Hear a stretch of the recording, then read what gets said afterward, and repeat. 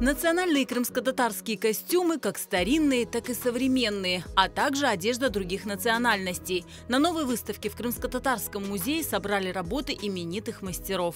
Ustalarımız bu ayrı bir sanat, kukla sanatı, onu yandan tikleyler ve her bir ustanın öz obrazı, öz böyle duyulgan, görülgen, anlanan bir eseri vardır. Bunda hem örülgen kuklalar, hem çuldan yapılgan kuklalar, hem böyle bir muzey esasında o kuklağa urbalar tıkılgen kuklalar da var. Каждый экспонат – это не просто кукла, а целый образ и история. Например, эту куклу назвали Арзы, и над созданием ее одежды, аксессуаров и обуви трудилась целая команда – общественная культурно-спортивная организация «Арслан».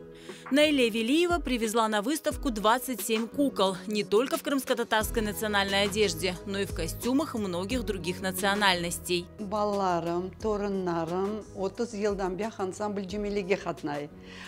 Ali dersinde 3 tane torun oynay. Şu ansamblde yakında отчетный konser geçti. Onlara bakıp, urbalarga bakıp men pek meraklandım, pek kıvandım. Çok dülber урбачıklar. İlham ondan geldi. Зухра Зиядинова свое вдохновение черпает в родной культуре и искусстве. По возвращению на историческую родину я решила, помимо шитья индивидуального заказа, я решила шить крымско-татарскую национальную одежду именно на куклах.